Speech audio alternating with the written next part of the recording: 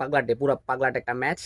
এই match Argentina শেষ পর্যন্ত বের করতে পেরেছে, তাও ইমিলিয়ানো মার্টিনেজের বীরত্বে। আবারও ইমিলিয়ানো মার্টিনেজ একদম কুশল দুইটা সেভ, প্রথম দুইটা পেনাল্টি সেভ করে দিয়েছে।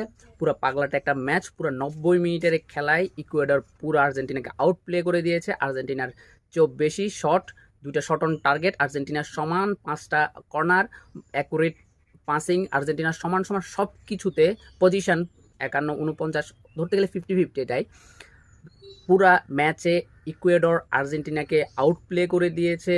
আর্জেন্টিনার চেয়ে বেশি চান্স ক্রিয়েট করেছে, তারা চান্স মিসও করেছে। বিশেষ করে ইনার ভ্যালেন্সিয়া যে পেনাল্টিটা মিস করেছে, সেটা যদি হয়ে যেত আর্জেন্টিনা কোয়ার্টার ফাইনাল থেকে বিদায় নিত, কোপা আমেরিকার ডিফেন্ডিং চ্যাম্পিয়নরা বিদায় নেওয়ার একদম সামনেই ছিল কোপা আমেরিকার চলমান আসর থেকে। সেই জায়গা থেকে আসলে আর্জেন্টিনা পুরা 35 মিনিটের যে গোলটা লিসান্দ্রো মার্টিনেজের হ্যাড থেকে পেয়েছে,